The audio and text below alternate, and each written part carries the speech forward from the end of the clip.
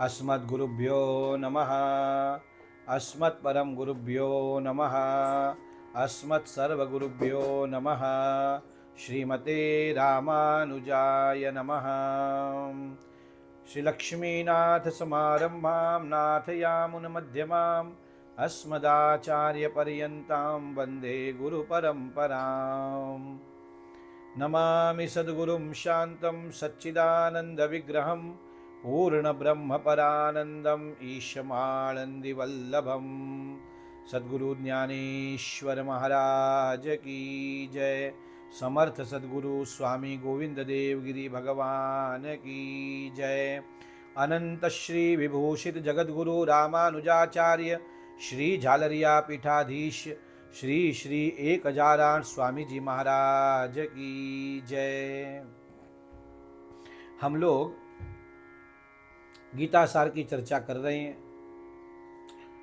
1, 2, 3, 4 video आप लोगों ने सुने हैं। ये 5वां वीडियो है। आत्मविश्वास, आत्मानुशासन, आत्मनिर्भरता, हमारा आहार कैसा हो, हमारा विहार कैसा हो, ये सब आपने सुना।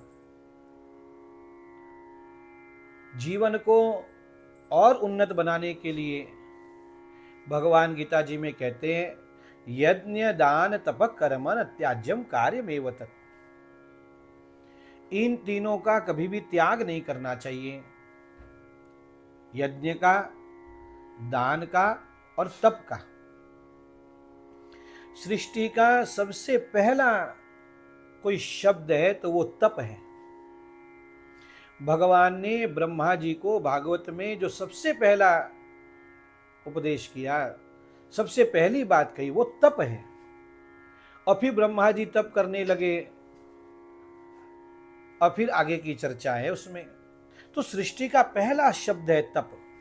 तप आधार सब सृष्टि भवानी। ये सारा संसार सृष्टि तप पर टिका हुआ है।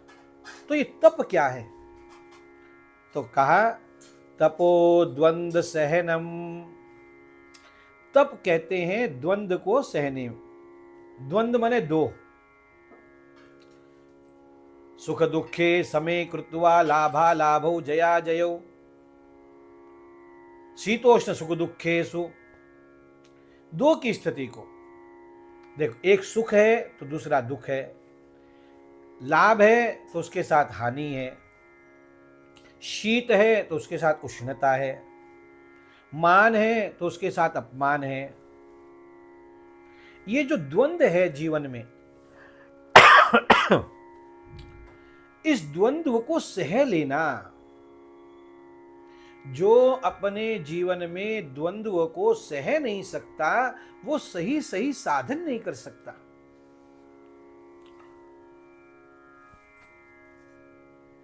गर्मी नहीं सहन होती, बारिश नहीं सहन होती, आजकल लोगों को ठंडी सहन नहीं होती। अब ऐसा व्यक्ति साधन कैसे कर सकता है? तो द्वंद्व को सहने का नाम है तप। अपने जीवन में आने वाले द्वंद्वों को सह जाना। किसी ने मान किया तो भी सह जाओ, किसी ने अपमान किया तो भी सह जाओ। तपो द्वंद्व सहनम। अच्छा, महाभारतकार कहते हैं तपस्वधर्मवर्तित्वम। अपने स्वधर्म का पालन करना ये तप है। अब अपने जीवन में, अब देखो स्वधर्म सबका अलग अलग है।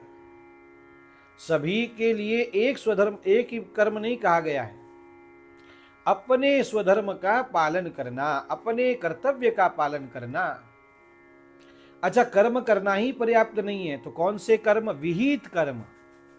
जिन कर्मों को शास्त्रों ने मेरे लिए विहित किया है, शास्त्रों ने मुझे कहा है करने के लिए, उन कर्मों को करना, विहित कर्म, उसको स्वधर्म कहते हैं। गीता केवल कर्म करने की बात नहीं करती है, गीता स्वधर्म करने की बात कहती है। विहित कर्म और दूसरा नियत कर्म। जो मेरे लिए निर्धारण कर दिया गया है वो कर्म। छात्र के लिए अभ्यास करना, पढ़ाई करना, ये उसका कर्म है, स्वधर्म है। एक गृहिणी के लिए घर को संभालना, ये स्वधर्म है। एक व्यापारी के लिए व्यापार की ओर दृष्टि रखना, ये उसका स्वधर्म है। अपने जीवन में स्वधर्म का पालन करना और उस स्वधर्म का पालन करते समय जो अड़चने आती हैं, जो कष्ट आते हैं, उन कष्टों को सह लेना, इसका नाम तप है। घर में बहुत सारा काम हो गया और बहुत सी दो एकाधिक प्रतिकूलता आ गई और फिर अपना आपा खो देना, इसको तप नहीं कहते। प्रतिकूलताएं तो आएंगी, संसार है, लेकिन उस प्रतिकूलता को सह जाना, उसका नाम तप है। तो विहित कर्म और नियत कर्म, इतनी बात याद रखिए। अच्छा, कल माउली की पालकी पंढरपुर पहुंची परसों, और कल धूमधाम से उत्सव मनाया गया आषाढ़ी एकादशी का। ज्ञानेश्वर महाराज क्या कहते हैं? महाराज कह रहे हैं, स्वरूपाची या प्रसरा प्राणेन्द्रिय शरीरा आटनी करने जे वीरा तेची तप। हमारे गुरुदेव भगवान कहते हैं, दुनिया में इससे अच्छी तप की कोई व्याख्या नहीं है।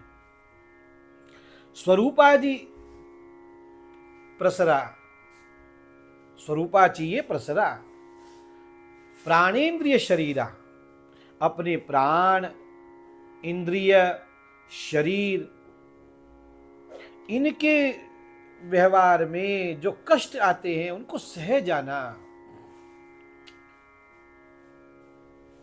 आटनी करने जे वीरा तेची तप, माउली कह रहे हैं, ज्ञानेश्वर महाराज कह रहे हैं।